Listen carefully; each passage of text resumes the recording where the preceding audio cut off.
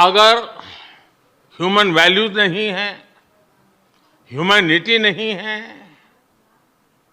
Human rights नहीं है, फिर तो वो डेमोक्रेसी है ही नहीं। और इसलिए जब आप डेमोक्रेसी कहते हैं, जब डेमोक्रेसी को स्वीकार करते हैं और जब हम डेमोक्रेसी को लेकर के जीते हैं, तब डिस्क्रिमिनेशन का कोई सवाल ही नहीं उठता है। और इसलिए भारत सबका साथ, सबका विकास, सबका विश्वास, सबका प्रयास, उन मूलभूत सिद्धांतों को लेकर के, और इसलिए हम चलते हैं। भारत में सरकार के जो बेनिफिट्स हैं वो एक्सेस टू ऑल है, जो भी उसके हकदार हैं उन सबको मिलते हैं। इसलिए भारत के लोकतांत्रिक मूल्यों में कोई भेदभाव नहीं है, न धर्म के आधार पर, न जाति के आधार पर, न उम्र के आधार पर, न भूभाग के आधार पर। देश के प्रधानमंत्री अमेरिका में कहते हैं कि डिस्क्रिमिनेशन नहीं होता है, तो फिर मणिपुर में 300 चर्चेस को जला दिया गया। बताइए वो क्या है? डिस्क्रिमिनेशन नहीं तो क्या है? मणिपुर में एक डीजीपी जो क्रिश्चियन कम्युनिटी के थे, ट्राइबल थे, उनको आप हटा दिए। वो डिस्क्रिमिनेशन नहीं है तो क्या है? बताइए आप। खुला डिस्क्रिमिनेशन है ये। और ऊपर से आप यूनिफॉर्म सिविल कोड की आप बात करते हैं। नहीं इसलिए कि वो जब इंडिया को आए थे तो प्रधानमंत्री ने उनका वेलकम किया था ना। प्रधानमंत्री ने वो मशहूर सूट पहनकर उनको अपने हाथों से चाय पिलाई। प्रधानमंत्री ने बड़ी तारीफ की उनकी। कई हमने जॉइंट स्टेटमेंट या एग्रीमेंट्स हमने साइन किए। अब जब एक यूएस का एक्स प्रेसिडेंट भारत के ताल्लुक से ये कह रहा है, तो फिर उस पर तो सरकार को सोचना चाहिए। और फिर प्रधानमंत्री जब डिस्क्रिमिनेशन नहीं होता की बात कर रहे हैं, फिर मणिपुर में क्या हो रहा है? 300 चर्चेस को जला दिया गया। जो ट्राइबल लोग क्रिश्चियन कम्युनिटी के हैं वो कम से कम 25-30 हजार डिस्प्लेस हो चुके हैं। अभी तक मणिपुर जल रहा है। अब तो राइट नाउ, ये तो हम अब की बात कर रहे हैं आपको मणिपुर की, तो वो डिस्क्रिमिनेशन की बेहतरीन मिसाल है मणिपुर। मणिपुर में इस सरकार ने उसको उसके हाल पर छोड़ दिया, जलने दिया। आपकी जिम्मेदारी है, सरकार की जिम्मेदारी है, केंद्र सरकार की, मोदी सरकार की जिम्मेदारी थी उसको, उस वायलेंस को रोके, वहां के ट्राइबल लोगों को आश्वासन दे कि भाई ऐसा कुछ नहीं होने वाला है आपसे। वहां पर जो क्रिश्चियन कम्युनिटी को टारगेट किया जा रहा है उसको रोके, जो चर्चेस को जलाया जा रहा है उसको रोके। वहां पर रूल ऑफ लॉ ही नहीं है। वहां पर तो हथियार लूट के लोग एक दूसरे को मार रहे हैं, डिस्प्लेसमेंट हो रहा है लोगों का वहां पर। नरेंद्र मोदी की सरकार ने CAA का कानून बनाया जो खुद रिलीजन के नाम पर डिस्क्रिमिनेशन करता है। और फिर उसके बाद हम देख रहे हैं कि जहां जहां बीजेपी की सरकारें हैं वहां पर किस तरीके से झूठे इल्जामात में घर को तोड़ दिया जाता है, मॉब लिंचिंग हो जाती है, गाय के नाम पर लोगों को मार दिया जाता है। तो ये तो खुली चीज है, तो दुनिया से छुपी हुई नहीं है। यूनिफॉर्म सिविल कोड के बारे में केंद्रीय कानून मंत्रालय ने कंसल्टेशन शुरू कर दी है। मुस्लिम पर्सनल लॉ बोर्ड ने बोला है कि हम अपना पक्ष रखेंगे। इस पूरे मुद्दे पे आप सांसद हैं, आप इस मुद्दे को कैसे देखते हैं और इस मुद्दे को आप कैसे लेके आगे परस्यू करेंगे? पिछले लॉ कमीशन ने जब इसी तरह से ओपिनियन मांगा था तो हमारी पार्टी ने अपनी तरफ से उनको लिख कर दिया था, पूरा एक ओपिनियन दिया था हमने। और उसमें हमने कहा था कि इस देश को यूनिफॉर्म सिविल कोड की जरूरत नहीं है, वो पूरा वहां पर है। उसके बाद लॉ कमीशन ने भी कह दिया कि अब यूनिफॉर्म सिविल कोड की देश को जरूरत नहीं है। अब नया लॉ कमीशन ने फिर से एक एक्सरसाइज शुरू की है जो हम समझते हैं गैर जरूरी है, और उन्होंने अपनी राय देने के लिए कहा है। हमारी पार्टी जरूर अपने ओपिनियन देगी उनको बनाकर, और जब देगी आपसे इंशाल्लाह आप तमाम मीडिया के जिम्मेदारों से हम शेयर करेंगे। यूनिफॉर्म सिविल कोड की बात कर रहे हैं, देश के प्रधानमंत्री अमेरिका में कहते हैं कि डिस्क्रिमिनेशन नहीं होता है, तो फिर मणिपुर में 300 चर्चेस को जला दिया गया। बताइए वो क्या है? डिस्क्रिमिनेशन नहीं तो क्या है? मणिपुर में एक डीजीपी जो क्रिश्चियन कम्युनिटी के थे, ट्राइबल थे, उनको आप हटा दिए, वो डिस्क्रिमिनेशन नहीं है तो क्या है? बताइए आप। खुला डिस्क्रिमिनेशन है ये। और ऊपर से आप यूनिफॉर्म सिविल कोड की आप बात करते हैं। नहीं इसलिए कि वो जब इंडिया को आए थे तो प्रधानमंत्री ने उनका वेलकम किया था ना। प्रधानमंत्री ने वो मशहूर सूट पहनकर उनको अपने हाथों से चाय पिलाई। प्रधानमंत्री ने बड़ी तारीफ की उनकी। कई हमने जॉइंट स्टेटमेंट या एग्रीमेंट्स हमने साइन किए।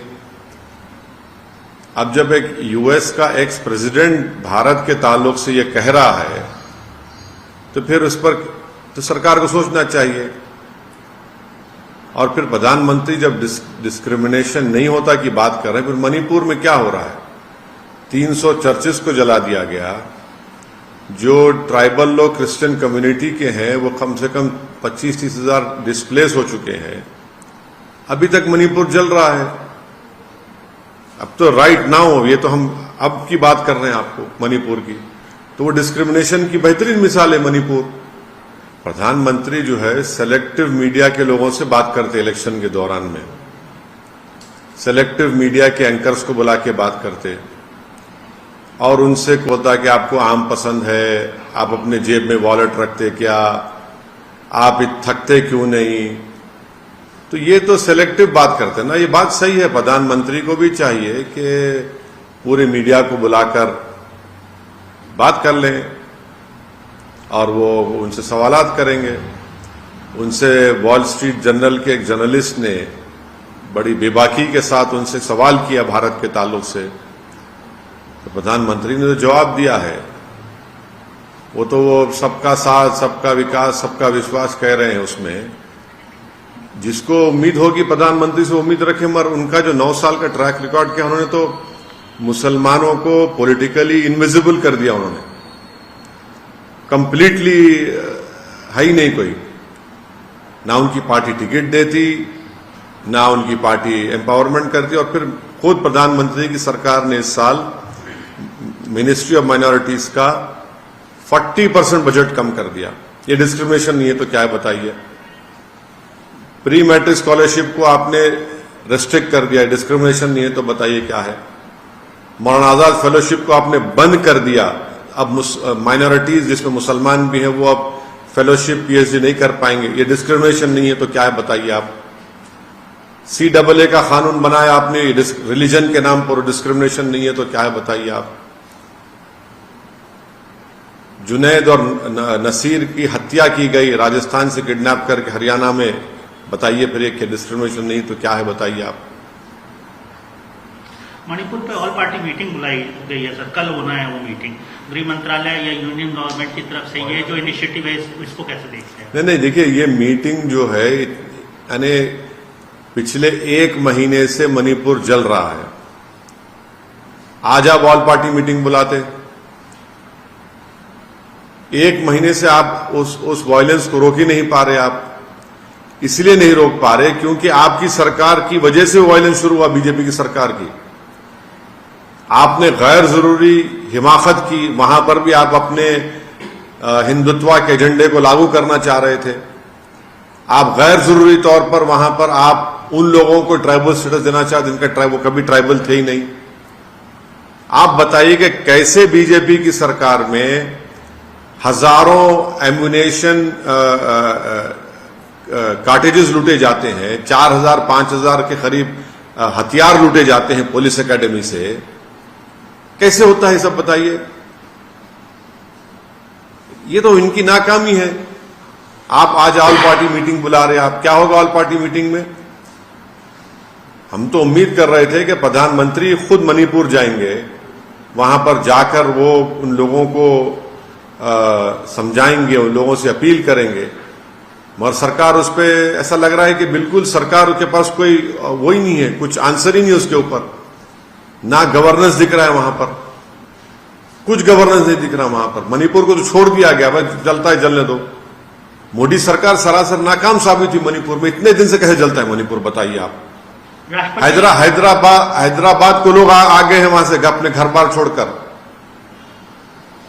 आप देखिए एक इंग्लिश अखबार की रिपोर्ट, हैदराबाद को आ गए वो लोग, जिसमें से एक तो अपना नया बनाया घर को छोड़कर आ गए वो लोग। राष्ट्रपति शासन लगना चाहिए मणिपुर में सर, स्थिति को और ज्यादा करीब। मणिपुर में इस सरकार ने उसको उसके हाल पर छोड़ दिया, जलने दिया। आपकी जिम्मेदारी है, सरकार की जिम्मेदारी है, केंद्र सरकार की, मोदी सरकार जिम्मेदारी थी उसको उस वायलेंस को रोके, वहां के ट्राइबल लोगों को आश्वासन दे कि भाई ऐसा कुछ नहीं होने वाला है आपसे। वहां पर जो क्रिश्चियन कम्युनिटी को टारगेट किया जा रहा है उसको रोके, जो चर्चेस को जलाया जा रहा है उसको रोके। वहां पर रूल ऑफ लॉ ही नहीं है, वहां पर तो हथियार लूट के लोग एक दूसरे को मार रहे हैं, डिस्प्लेसमेंट हो रहा है लोगों का वहां पर। नहीं देखिए, हमको तो उसमें बुलाया नहीं गया है, इसलिए नहीं बुलाया गया है क्योंकि नंबर 1 बात यह है कि हम सच्चाई को बयान कर देंगे। दूसरी बात यह है कि उस मीटिंग में शिवसेना है, शिवसेना सेक्युलर हो गई है क्या? उस मीटिंग में दिल्ली के मुख्यमंत्री हैं, उनकी पार्टी ने तो आर्टिकल 370 के निकालने को, जो मेरी नजर में कॉन्स्टिट्यूशन बीजेपी को, उस मीटिंग में नीतीश कुमार है जो एनडीए बीजेपी से मिलकर पहले मुख्यमंत्री बने, चीफ मिनिस्टर बने, फिर गठबंधन बनाया, उसके बाद फिर कूद गए बीजेपी में। जब गोधरा का वाकया हुआ तब नीतीश कुमार तो रेल मंत्री थे ना। जब गुजरात में जेनोसाइड और प्रोग्राम हो रहा था, जब नीतीश कुमार तो बीजेपी के साथ थे। आप अगर ये एजेंडा आपका है कि हम सिर्फ मोदी को हराएंगे या बीजेपी को हराएंगे, तो फिर आपका एजेंडा क्या है बताइए। चलिए, कांग्रेस पार्टी ने तो यूएपीए का जब अमेंडमेंट अमित शाह लाए थे 2019 में, उन्हें सपोर्ट किया उसको।